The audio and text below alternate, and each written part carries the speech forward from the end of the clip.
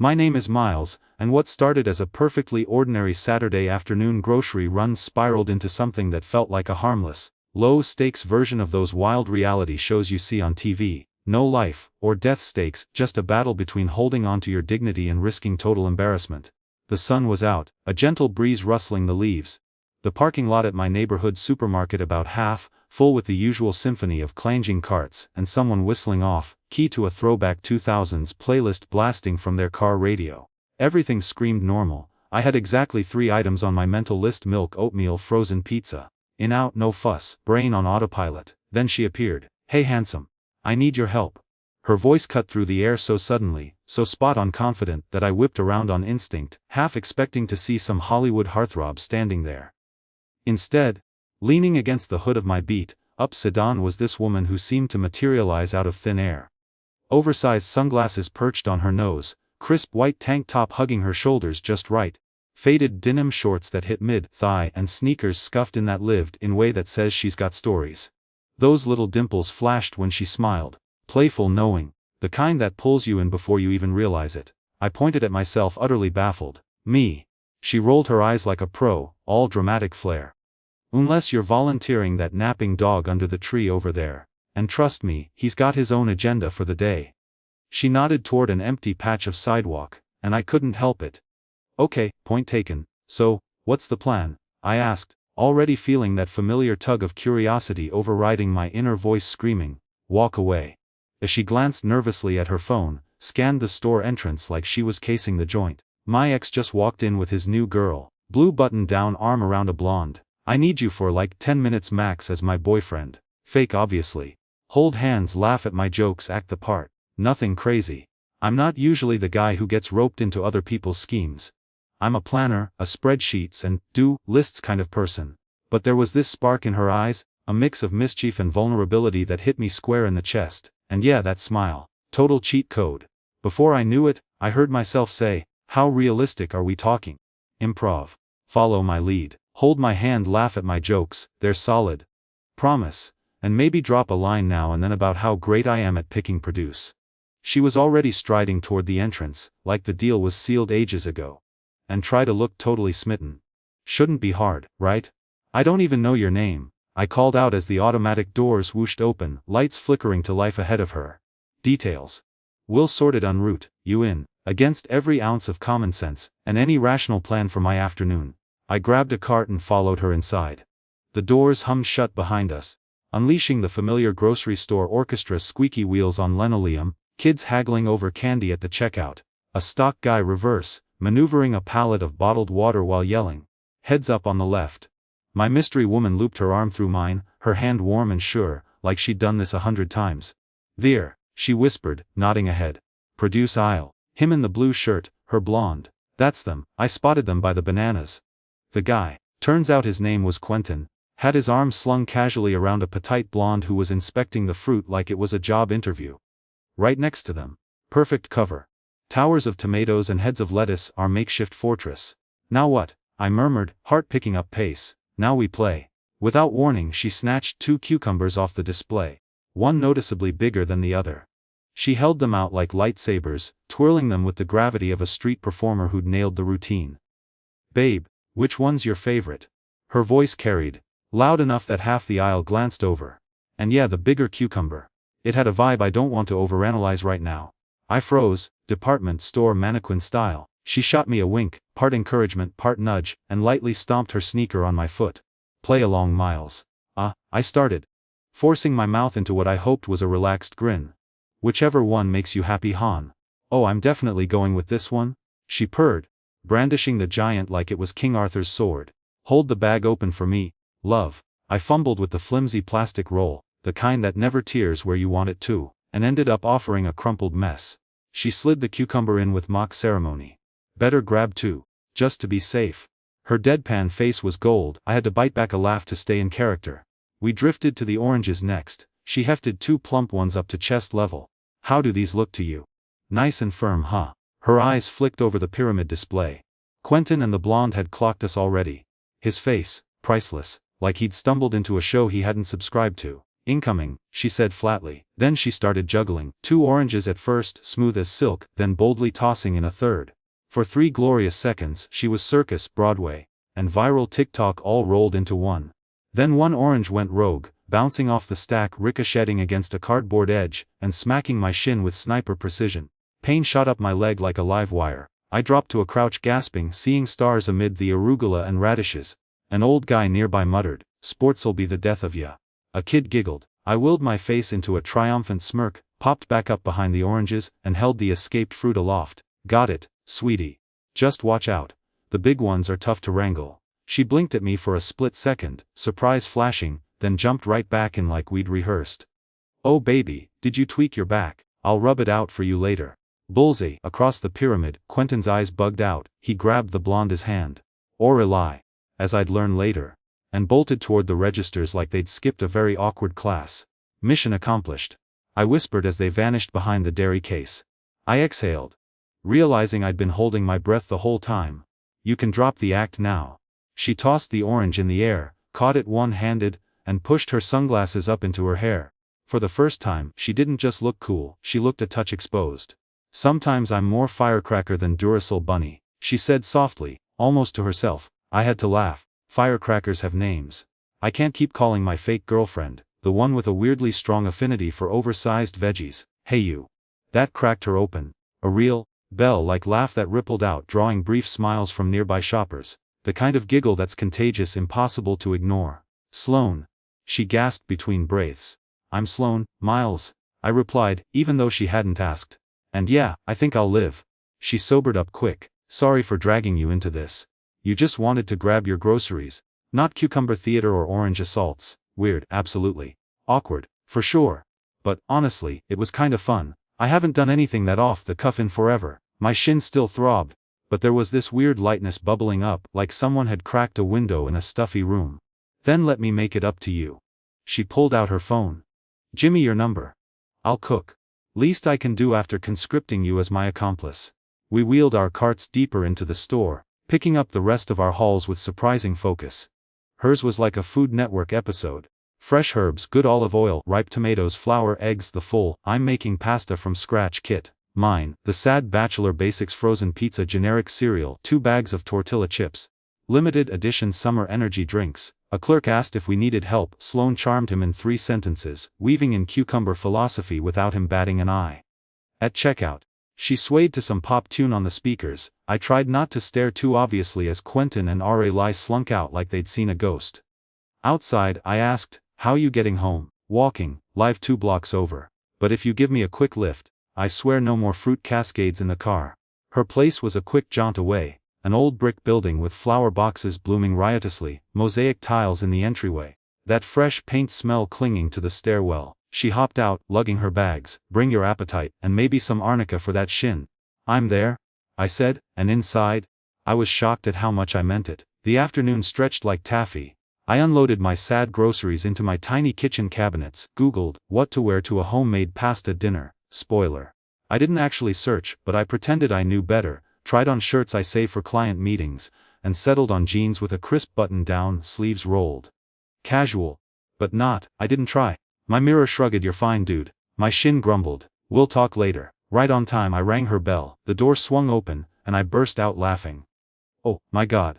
What is this?" Sloane stood in the hallway in a full-on squirrel onesie. Ears, fluffy tail, paws. She was owning it with the dignity of a queen in exile, which, in that getup, was no small feat. "Don't ask. Didn't have time to change. Come in."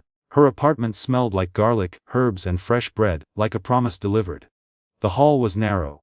An old city map pinned crookedly to the wall. The living room held a screaming green watering can that doubled as decor. In the kitchen, something bubbled on the stove. Basil and rosemary crowded the windowsill next to a ceramic turtle figurine. "Be right back," she called, vanishing. When she reemerged minutes later, the onesie was swapped for a breezy sundress. Her hair tumbled loose over her shoulders. She moved through the space like it was an extension of her body. "Better?" she asked, twirling once. "Definitely." The squirrel was iconic. She laughed. "Post-breakup care package from my roommate." She swore it was the antidote to drama. "If you're crying, at least sweat with style." Did it help? "I'm not crying right now. So, yeah." She handed me a glass of wine, Hope you like pasta, and bread, and honest talk. I perched on a stool. I'll take whatever magic you're working in here. And it wasn't flattery, this time. The dough rested under a tea towel like a sleeping pet. Next to it, a well-loved pasta maker gleamed under the light.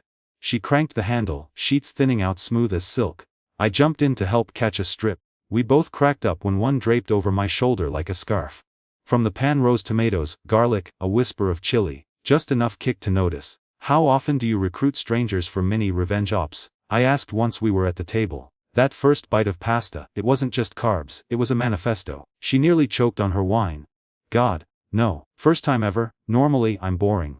Normal. Okay fine. There was this college thing. My roommate dared me to pose as a food blogger at a fancy spot. Too much bravado. Not enough no. How I ad-lib notes about fresh rubber in June for the fish and Tuesday afternoons in a low-rent suburb near Philly for the house red. We scored free dessert. The waiter grinned like he bought it. Looking back, pure cringe. I laughed so hard I nearly knocked over my plate. Alright, you win. Though, I once accidentally evacuated an office building.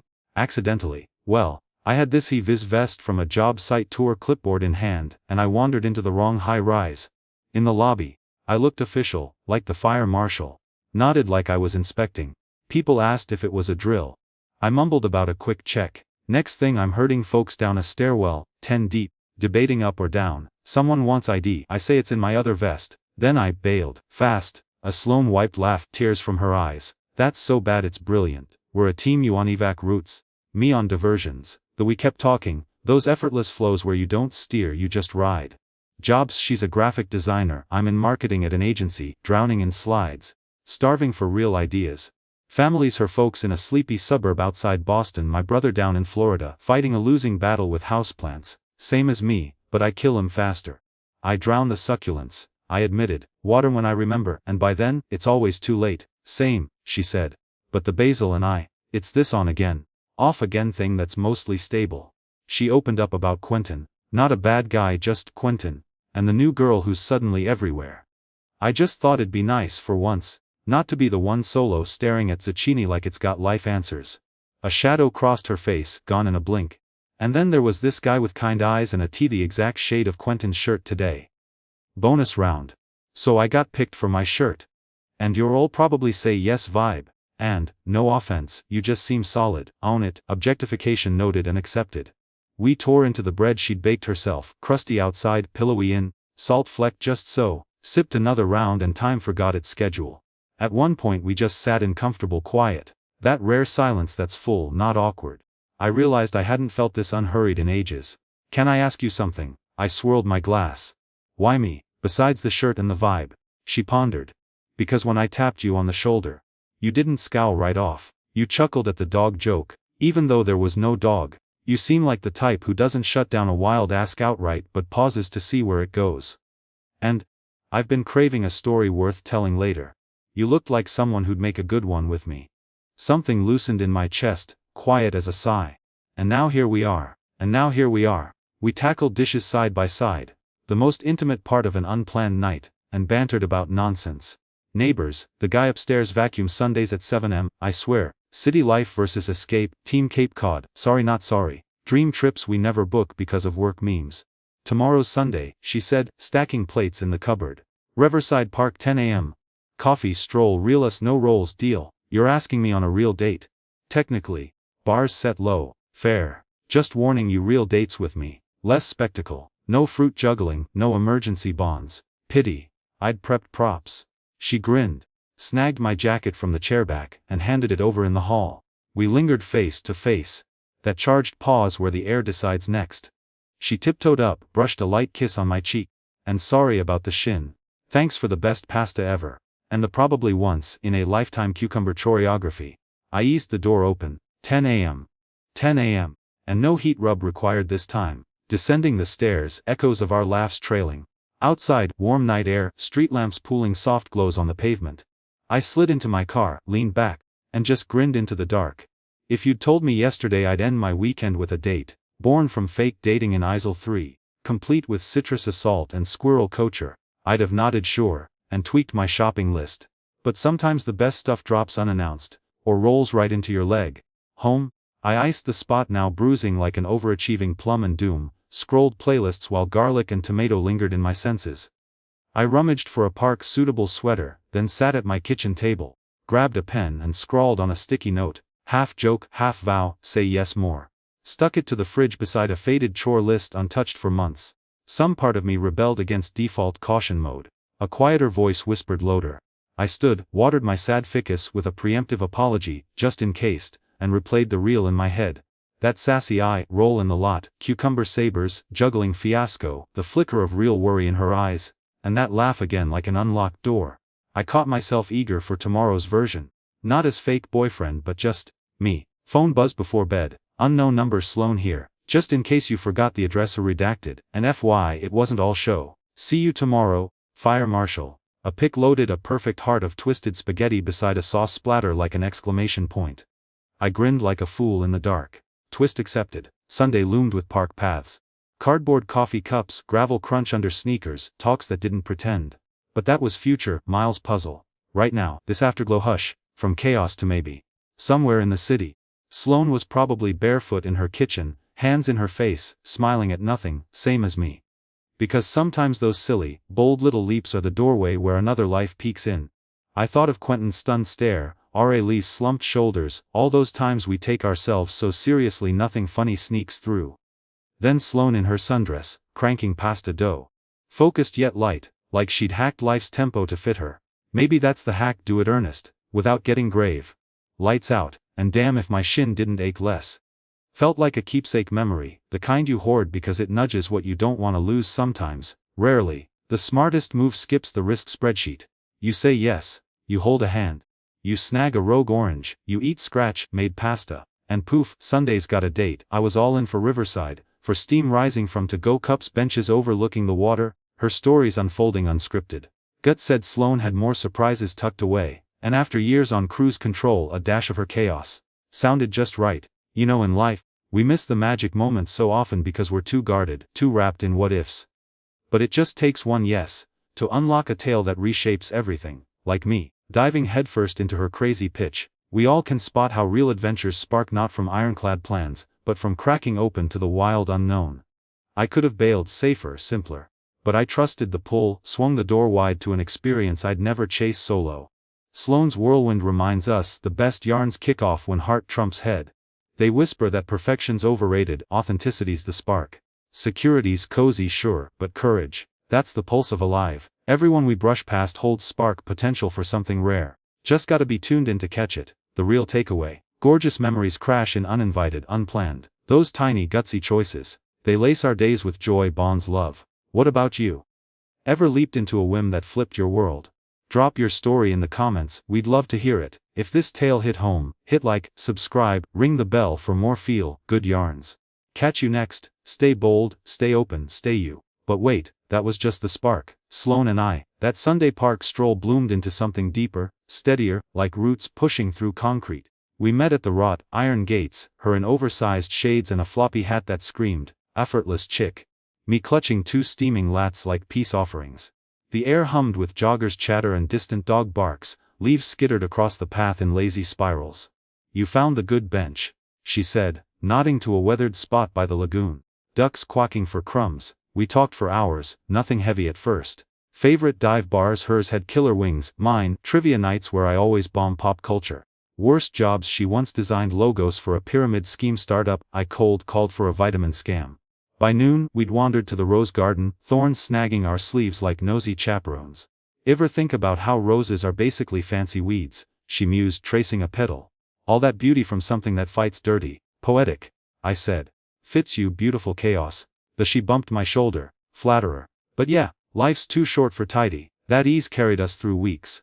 Texts turned to calls, calls to impromptu hangs. One night she dragged me to a rooftop poetry slam, me, the guy who quotes spreadsheets. She recited a haiku about burnt toast and bad dates. The crowd howled. I clapped loudest, heart swelling at her glow under string lights. Then came the curveball, her ex's accidental run-in at our favorite coffee spot. Quentin, all polished charm, Aurelie glued to his side. Sloane tensed, but I squeezed her hand under the table. We've got this, I whispered. No theatrics. Just me ordering her usual, drawing her into a story about my brother's latest plant massacre. They left first, she exhaled like she'd surfaced from deep water. Thanks, she murmured later, over gelato. For being, you. It hit me then this wasn't rebound or revenge, it was real messy. Growing, we built it slow movie marathons on her lumpy couch, she picks indies, I sneak in blockbusters. Weekend hikes where she'd pack charcuterie like a pro, and I'd pretend not to notice her accidental wrong turns for extra miles. One rainy afternoon, she taught me pasta from scratch, flour dusting our shirts, her laughter echoing as dough stuck to my knuckles. You're a natural, she lied, kissing flour off my nose. Challenges crept in, of course. My job's deadlines clashed with her creative bursts. We'd snap over dumb stuff, like whose turn it was for dishes. But we'd circle back, her with takeout peace offerings, me with playlists of her vibe songs. One fight lingered, her fear of jinxing it, echoes of Quentin's ghost. I listened, held her through tears on my chest. I'm not him, I said simply. I'm the guy who'll juggle oranges for you, badly. She laughed through sniffles. Promise, swear. Months in, we road tripped to Cape Cod, her parents' old beach shack. Waves crashing like applause, we built bonfires, toes in sand, sharing secrets under stars. Remember that first cucumber? She asked, head on my lap. Thought you'd bolt. Almost did. Glad I didn't. Me too. Her hand found mine, firelight danced in her eyes. Back home, life wove us tighter. She redesigned my apartment, vibrant throws over my drab neutrals. I fixed her leaky faucet, no drama, just tools and teasing. Friends noticed, you too glow, my brother texted, with a wilted fern pic captioned, jailous. Looking back, that supermarket spark was fate's nudge. Sloane taught me yes means risk, but richer returns. We're not perfect, we bicker over thermostats, burn dinners, forget anniversaries. But in the quiet mornings, her humming off key while coffee brews, my arm around her waist, we're home. So yeah, leap when it calls. The story's worth keeping. They start with a stranger's smile in Isle 3, and who knows, yours might be next.